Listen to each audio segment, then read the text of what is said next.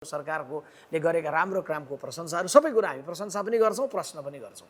प्रशंसा र प्रश्न दुईटै कुरालाई नेपाली काङ्ग्रेस पार्टीले केन्द्रमा राख्नेछ यो सरकारको सन्दर्भमा।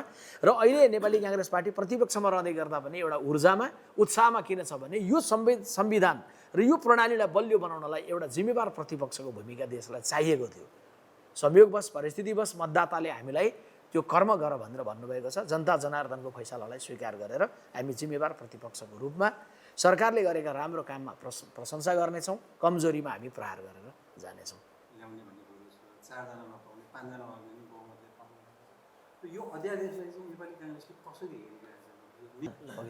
अब अध्यादेशको सदन गणेशजीले भनेको कुरामा चाहिँ यसको तीनटा पाटो छ। एउटा चाहिँ अध्यादेश संविधान सम्मत हुन्छ कि संविधान भन्दा मिचिएको हुन्छ भन्दा पहिलो कुरो संविधान सम्मत हुन्छ। कुन सन्दर्भमा भने संविधानले नै अध्यादेशको परिकल्पना गर्छ। प्रश्न अध्यादेश को ल्याइएको कुराको सन्दर्भमा होइन। दोस्रो चाहिँ के हो भने अध्यादेश कस्तो बेलामा ल्याइयो भन्ने कुराको सन्दर्भमा चाहिँ प्रश्न हो। दोस्रो कुरो संसद अधिवेशन आह्वान गर्ने अनि फेरि 24 घण्टामा स्थगन गर्ने अनि 10 दिनपछि बस्नुपर्ने संसद थाहा हुँदै ल्याउने भनेको चाहिँ यो चाहिँ तपाईँको सरकारको बलमिचाइको प्रवृत्ति हो। यो आफैप्रतिको अविश्वास हो। म सोध्न चाहन्छु सरकारलाई आफ्नै बहुमतप्रति अविश्वास किन, आफ्नै सांसदहरूप्रति अविश्वास किन सरकारले? दोस्रो कुरो यो हो। तेस्रो कुरो चाहिँ कन्टेन्टको सन्दर्भमा पनि प्रश्न हो। यदि संवैधानिक परिषद जस्तो किन परिकल्पना गरियो होला संवैधानिक परिषद भन्दा राज्यका कतिपय नियुक्तिहरू यस्ता हुन्छन् जसमा सबैको साझा स्वामित्व बोध हुन सकोस्। नभए राजदूत नियुक्ति गर्नका लागि संसदीय सुनवाई गरिन्छ, तर परराष्ट्र मन्त्री नियुक्ति गर्दा त गरिँदैन नि त। परराष्ट्र मन्त्री त प्रधानमन्त्रीको विशेषाधिकार हो कसलाई बनाउने भनेर। तर निर्वाचन आयोगको प्रमुख आयुक्त बनाउन, न्यायाधीशहरू बनाउन, अख्तियारको प्रमुख बनाउन, यी सबै चिजमा चाहिँ किन परिकल्पना गरियो त? परराष्ट्र मन्त्री बनाए जस्तो नबनाएर किन यसलाई चाहिँ सबै गाँसेर बनायो? किन राष्ट्रिय सभाको अध्यक्ष पनि हुने, प्रधान न्यायाधीश पनि किन राख्ने, प्रतिपक्षी नेता पनि किन राख्ने भन्दा यो यस्तो अङ्गहरू हुन् जुन अङ्गमा साझा स्वामित्व बोध हुनुपर्छ र नागरिकको आस्था त्यो संस्थाहरूप्रति बढ्नुपर्छ भनेर। नभए अब परराष्ट्र मन्त्री नियुक्ति गरे जस्तै गर्ने हो भने त संवैधानिक परिषद खारेज गर्ने नै लिएर आयो भने सरकारले अध्यादेश क्याबिनेटले नै गर्दा मिलिहाल्छ नि। स्वयं प्रधानमन्त्री एकजनाले मन्त्री छान्न मिल्छ भने, मन्त्री परिषदले बसेर राजदूत छान्न मिल्छ भने अब अख्तियारको प्रमुख त्यसरी छान्दा हो। तर त्यसरी छानियो भने त्यसले के सन्देश दिन्छ? त्यसैले के भनेको हो भन्दा त्यसैले के संवैधानिक परिषदको परिकल्पना भएको। त्यसकारण संवैधानिक परिषदको जुन मर्म हो त्योभन्दा बाहिर गएर चाहिँ अब प्रधानमन्त्रीको उपस्थिति र बहुमत भइसकेपछि त त्यो बैठक बोलाउनु र नबोलाउनुको अर्थ हुन्न। यो चाहिँ नवीन बनाउने भन्नेहरूको नवीनताका प्रतिको गम्भीर प्रश्न हो।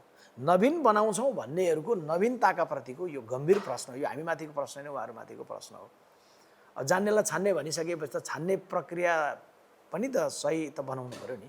त्यस कारण यो बारेमा यो प्रश्न हो। अर्को चाहिँ राजनीतिक नियुक्तिहरूको सन्दर्भमा कस्तो हुन्छ भने जस्तो चित्रलेखा यादवलाई मैले नै अलि अगाडि सम्पर्क गरेर तपाईँ नेपाल फर्किनुहोस् भनेर मैले भने, किन काङ्ग्रेसको सरकार भएको बेला उहाँ जानुभएको थियो। त्यो सरकारको काङ्ग्रेस समेतको सरकार भएको बेला अब त्यो सरकारै गइसक्यो भन्छ त्यो राजदूतले त प्रतिनिधित्व कसको गर्ने हो भन्दा त्यो देशमा रहेको सरकार जसले उसलाई बनायो त्यसको दृष्टिकोणलाई प्रतिनिधित्व गर्ने हो नि त। उहाँ फर्किनुपर्छ भनेर। तर राजनीतिक नियुक्ति सबै एउटै खाले हुँदैनन्। राजदूतहरूको सन्दर्भमा एक खालको कुरो हुन्छ, विभिन्न खाले राजनीतिक नियुक्तिहरू हुन्छन्, फरक फरक खालको नियुक्तिहरू हुन्छन्। त्यसकारण त्यसलाई एउटै डालोमा राखेर हेर्नु हुँदैन। कसैको के प्रोसेस हुन्छ, कसको के प्रोसेस हुन्छ। जन सरकारले अहिले गर्दै गरेको कुरामा चाहिँ पहिलो कुरो त फेरि तिनटै कुरा भयो। संसद स्थगित गरेर अध्यादेश ल्याउनु गलत, संसद बस्न लागेको बेलामा अध्यादेश ल्याउनु गलत, र त्यसको कन्टेन्टको सन्दर्भमा हाम्रा केही प्रश्नहरू हुन्।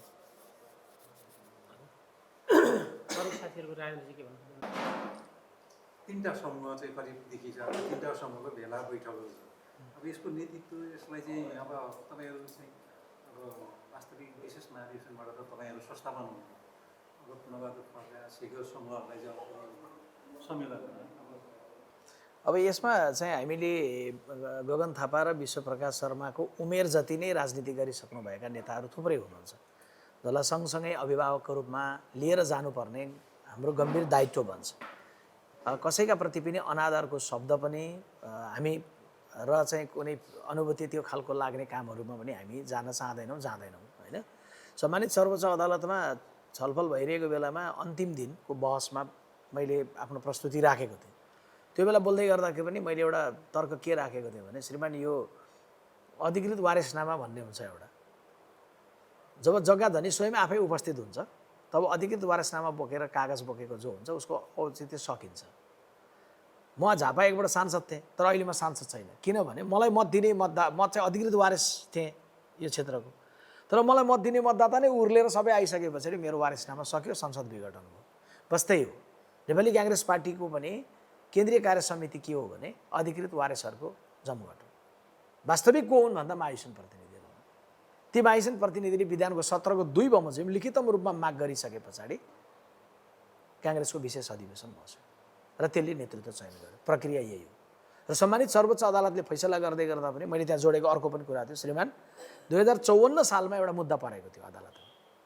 तत्कालीन प्रधानमन्त्रीले संविधानको धारा 53 को 4 बमोजिम संसद विघटन सिफारिस गर्नुभयो, तर त्यो संसदको 96 जना सांसदहरूले धारा 53 को 3 बमोजिम विशेष अधिवेशन बोलाइयोस् भनेर चाहिँ उनीहरूले समावेदन गरेका थिए।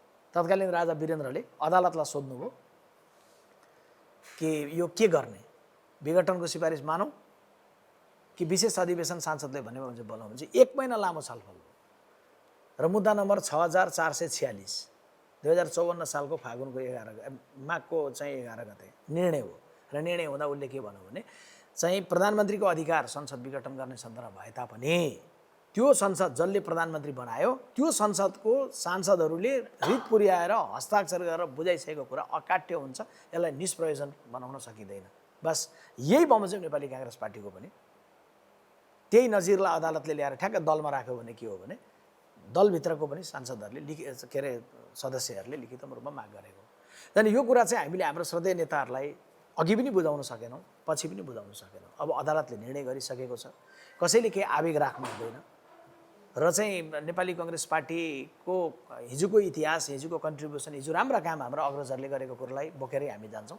त्यसकारण अहिले हामीले सर्वोच्चको फैसलाको लगत्तै हामी सल्लाह गरेर सभापति भोलिपल्टै तत्कालीन कार्यवाहक सभापति पूर्णबहादुर खड्काको घरमा पनि जानुभयो, गएर बसेर हामी यसरी मिलाएर जाउँ भन्ने कुरा पनि गर्नुभयो। केही कुराहरू छन् जो बाहिर अहिले भन्ने भन्दा हामीले यसरी मिलाउन सकिन्छ भनेर पनि भनेका छौँ।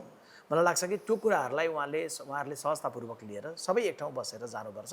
एउटा राजनीतिक दलको विषय राजनीतिक दलको मात्रै हुँदैन, सरोकार समाजको पनि हुन्छ। र काङ्ग्रेस यो बेलामा कमजोर होइन बलियो बन्नुपर्छ। र बलियो बन्नका लागि अहिले विशेष माइसनबाट आएका हामी मात्रै होइन अरू साथीहरू पनि समाविष्ट गरेर जानुपर्छ। अब उहाँहरूसँग संवाद गरेर सहमतिपूर्वक चाहिँ केही बनाउन एक ठाउँ उभ्याएर सबै मनोनयन गरेर जान सक्यो भने जान सकिन्छ, होइन भने अबको 5-7 दिन पछाडि केही मनोनयनको कुराहरूमा फेरि हामीले प्रवेश गर्नुपर्ने हुन्छ। तर हामी कसैलाई असम्मान हुने गरी गर्दैनौँ।